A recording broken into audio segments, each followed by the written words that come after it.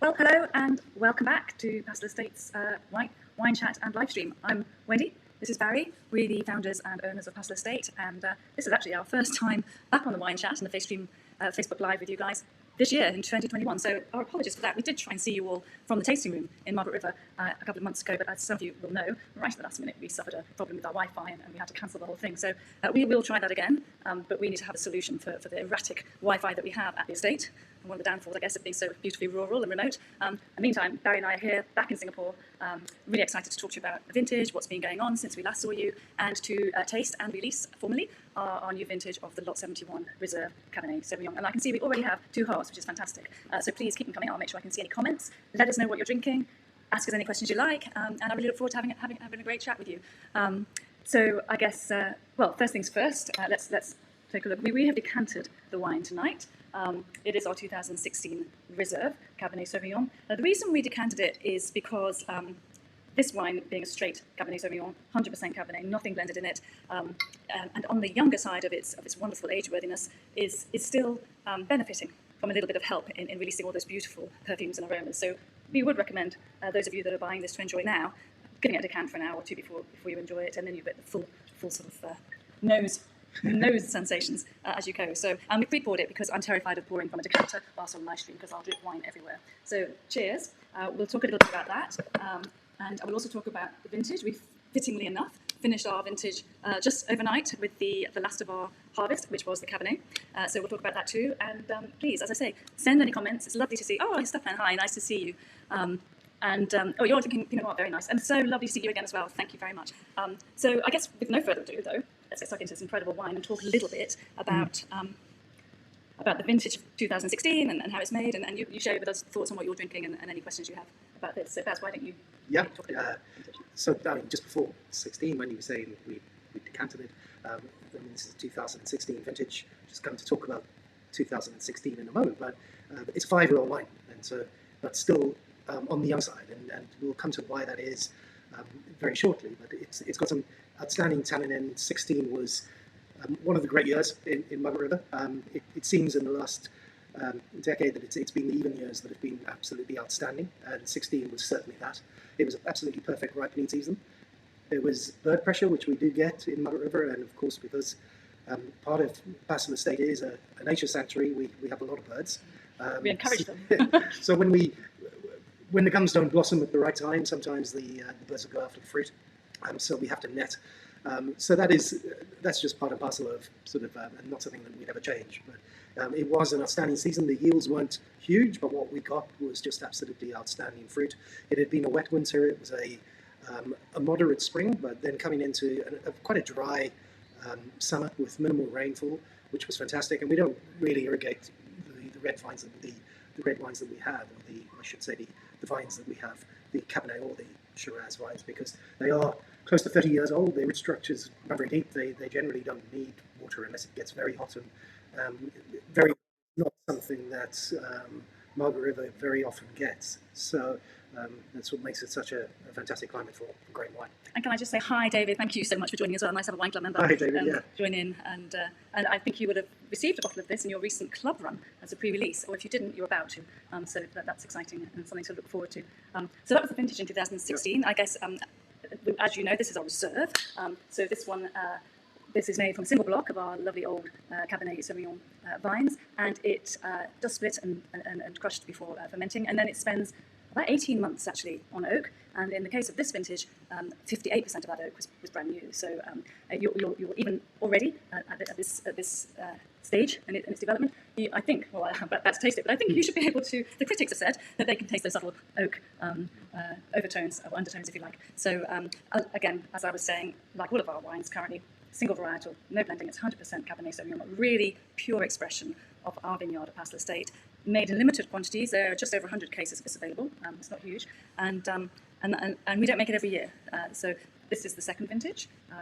We did make it one in 2015, which I know many of you will know the story of the fact that we had such a low yield but fabulous fruit in our first ever vintage in 2015. And Bruce Dukes, our winemaker, was doing cartwheels of joy and asking us to please make a reserve. So we did that and really severely sort of limited the core range that we had available when we first launched our estate and our tasting room. But this is the second one, and this really is the king. It's the king for Pastel Estate.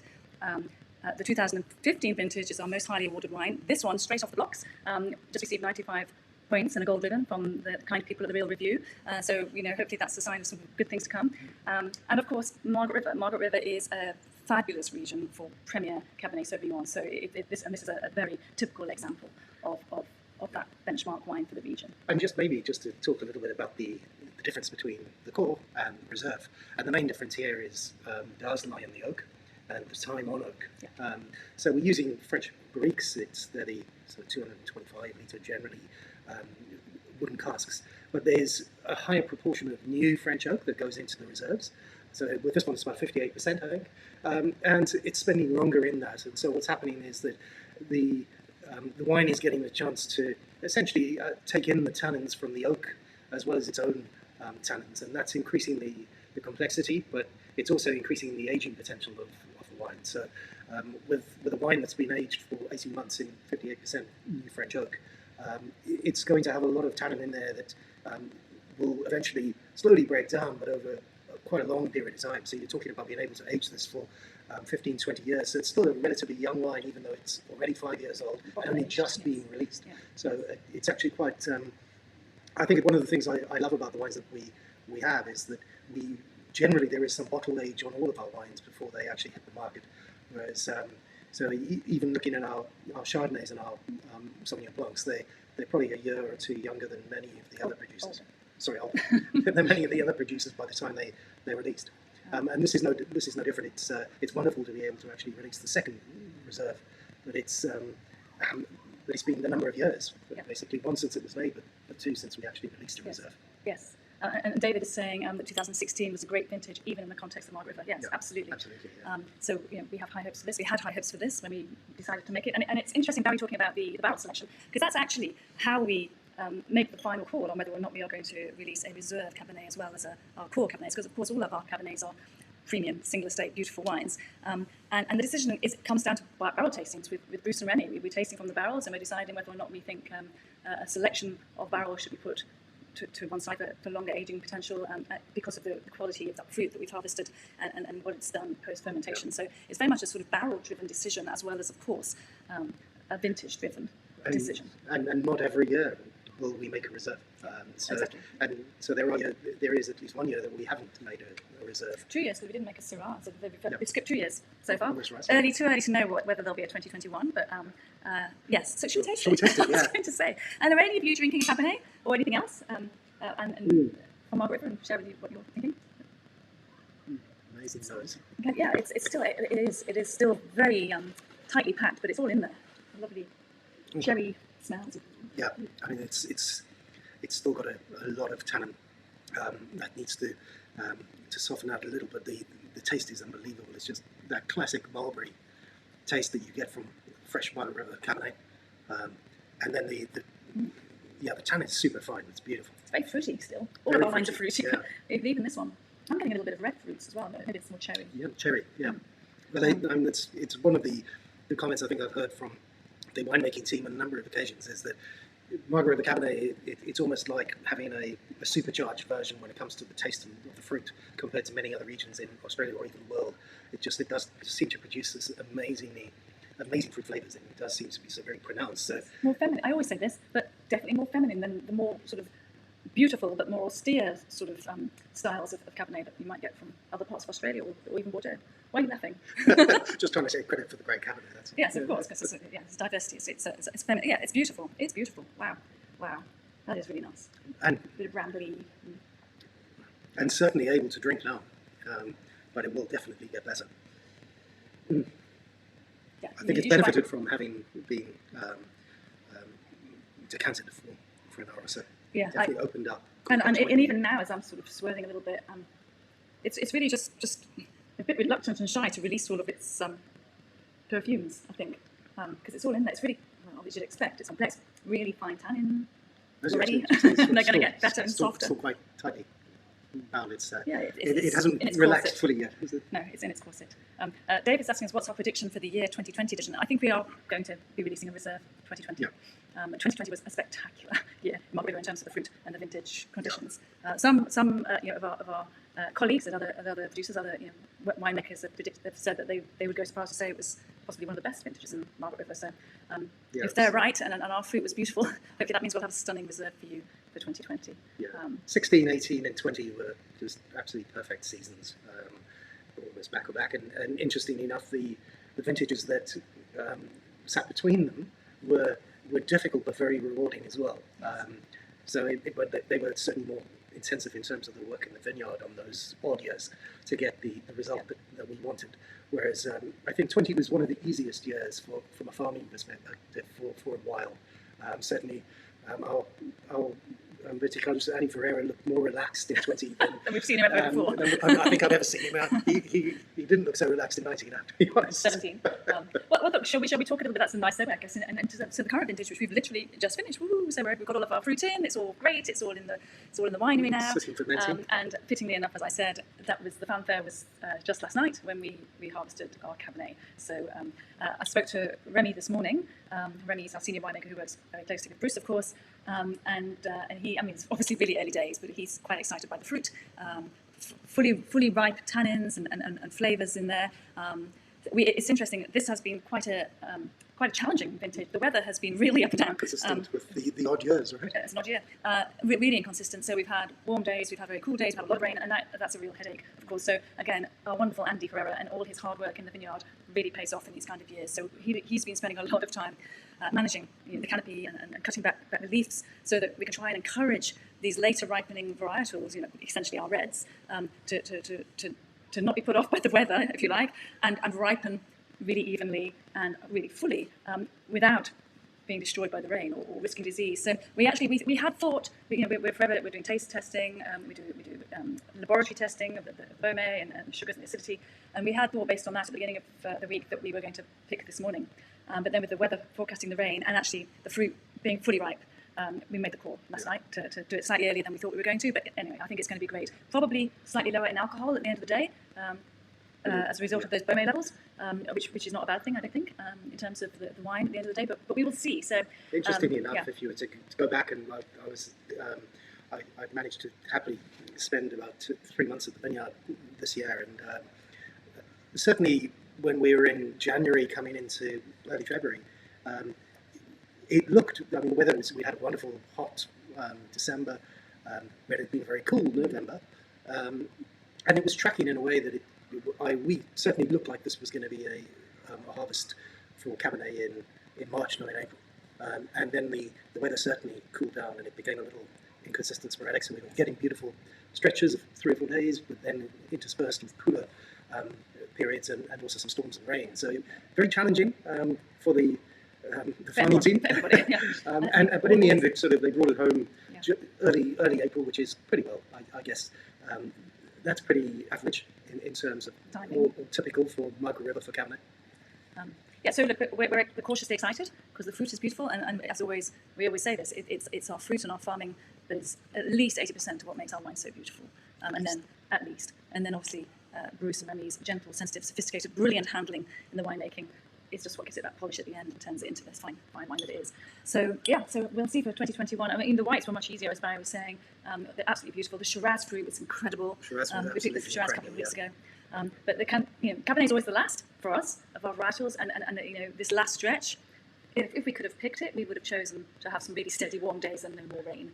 And that's not what we got. The weather had its own plans for us. It's interesting as a varietal as well that it has something in common with Chardonnay on this, which you don't tend to find with Syrah, Shiraz, and some other varietals, is that the window that you have to pick Cabernet and to pick Chardonnay, and certainly certain clones of Chardonnay, like Dijon, is really small. It's basically you're testing every few days, and then when you see that you're coming to that, you probably only have 24 hours to get it. And if you don't get it within that 24, it quickly starts to. It's more the flavours and the acids that start to decline very quickly. It gets jammier, doesn't it? But it's a small window, little small, robust little berries, finicky thing. I've talked about this before with all of you, I know. But anyway, so we think we called it. Well, we think we did. We didn't call it a contest. We were advised to call it by our fabulous farming and winemaking team. But we think they did, as always, a wonderful job for us. And touching wood, there's going to be some beautiful wines coming out for vintage 2021. But anyway, back to this wine. I mean, what else would you like to know, guys, about this wine? How about the usual conversation about what steak you're going to cook tonight. To go with this lovely wine now that we've opened it, what would you pair it with? Well, I mean, yeah, these are super fine tannins, but it's still going to hold up as Cabernet always does. It's on the sort of the heavier red varietals, hold up very well to red meat. I often serve, when I'm down in Margaret River, would serve Cabernet with venison. We have our wonderful friends across the road at the venison farm, so we can get fresh venison. And actually, we'll come to talk about something we're doing with that. Although we just did a barbecue for Easter at the estate, which was lovely to be able to have a slightly more casual event, and it was really successful. And we did a barbecue with venison and Shiraz, in fact, not Cabernet. We paired it with the Shiraz, which is a perfect pairing, and it was so successful. We are going to do it again. So if any of you are in Margaret River, Anzac Day weekend on the Saturday afternoon, pop along to Pastel Estate to enjoy a beautiful venison burger and some venison nibbles, paired with a glass of Shiraz, or if you really want to switch that into Cabernet, I'm sure that Jackie and the team will allow it. Yeah, come and join it. There's no pre-booking required, although given the numbers we had at Easter weekend, I really would recommend you do pre-book so that you don't get disappointed and not have a burger when you turn up. But yeah, so that's a nice little segue. I understand we're having to sort of run next door to the venison farm shop and ask for more burgers because we've run out. So that's credit to the chef as well, Mr. James Llewellyn on the barbie. Well done, James. Yes, he's often on these calls. It doesn't look like he's joined us today, but yeah. But I mean, just in terms of other more sort of perhaps more interesting or creative pairings than a steak, nothing wrong with that, however. One of two of the flavours that we have in the pairing of the chocolate. Oh yes, the sensory wine and food pairing experience at the tasting room. We have these artisanal bonbons made by a local chocolatier. Nadia, from Harlequin's Desserts, and yes. it's they're absolutely stunning. And she created them just for Pastel Estate for this pairing. And the one with the Cabernet is your favourite, isn't it? It is. It's just a very interesting one. The reason. Oh, James is on. Hey, James, the chef and so the extraordinary chef for our burgers is online. Hi, sorry, carry on, babe. And it's got a mulberry, and we're talking about sort of classic fruit flavour of a Margaret River Cabernet is definitely that mulberry fruit flavour. So it has a mulberry jelly in there, which is very intense. And on top of that, she had a ganache. It's not sage. It's actually porcini mushroom. Oh yeah. And I do think that Cabernet goes well with mushroomy. Well, I was going to say risotto. Do me a mushroom truffle risotto. Mushroom truffle. Can we have that tonight? Sadly, there is no fresh truffle in Singapore at the moment. I mean, probably not in. Well, there won't be in Margaret River just yet. Although we're certainly heading towards the season when our wonderful friends at the farmers market down there will be selling fresh black truffles once again, which are absolutely spectacular. Yeah.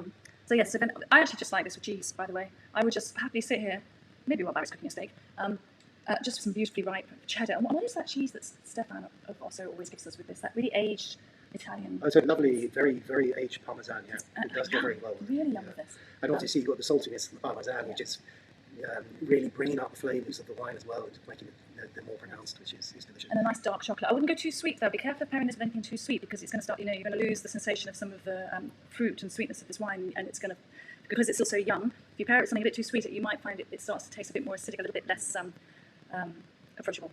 So dark bitter chocolates and robust greasy meats. I see. So ask whether we're planning any wine events in Singapore.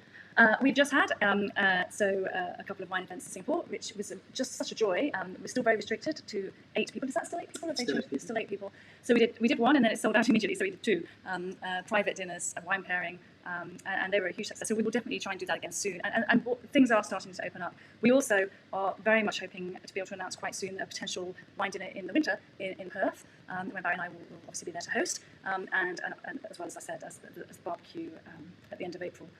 At the estate. So, we also have high hopes to be able to travel and visit our club members in Hong Kong and do an event with some new listings we've got there. But that's, I guess, we're a little bit at the hands of the pandemic and the government controls around that. So we'll see. But yes, so nothing booked yet for a repeat run in Singapore. So, but definitely there will be in the not too distant future, and also very importantly in Australia, and also hopefully elsewhere before the end of the year. But I guess we're all keeping our fingers crossed that things do. Settle down a bit as regards this situation we're all living in and living with. You going to say something? No. So, James, it's really nice to see you online as our chef. What are you drinking? Let us know what you're drinking and what you think of it. Is anybody drinking a Cabernet? Is it just Barry and I drinking at this time of day? Nobody's opened a bottle to join us? It is almost 6 o'clock. It's definitely Cabernet o'clock. Cabernet o'clock. And it's probably a bit cooler today in Margaret River, isn't it? So than it has been recently, so you probably could get away with that. I mean, if nobody has any questions, This is 25 minutes, and as you all know, I'm told to keep it under 30 and over 20. So we're in our sweet spot for wrapping it up. But I obviously don't want to go whilst you still have burning questions about the vintage or about this lovely wine. So it's available now. We have released it formally. Lucky people in Singapore, there's a little bit of the 2015 left in Singapore as well. So if you're in Singapore, you can get your hands on that vintage still while stocks last. That is drinking absolutely beautifully. It's stunning. Yeah. And this is going to be developing very similarly. But I'm afraid we've sold out in Australia. So this is now available online, or obviously in the tasting room if you want to pop along and have a little taste first before you commit, and maybe buy some, put some away, and drink some now because it's yum. So see, David has been quite restrained, and he's still drinking a little bit of water, but he is off to a suitable establishment to get some wine very shortly. Well, enjoy your evening, David, and enjoy Frio.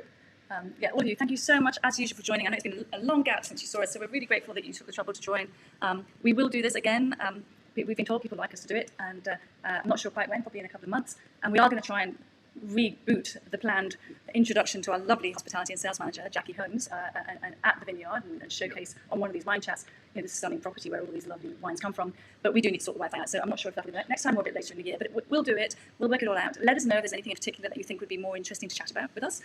We've also tried and get some more special guests lined up. We had some great chefs and sommeliers and wine writers last year, so we'll try and do a little bit more of that as well. And in the meantime, thank you so much. Enjoy your wines, whatever it is you're drinking. I'm really excited about this one, and we'll look forward to seeing all of you again soon. If not in person, at least online. So thank you so much. See you all again. Yes, thank you. I've actually forgotten how to turn the live stream off. It's been that long. Oh, there it is. Okay, thank you guys. Bye-bye.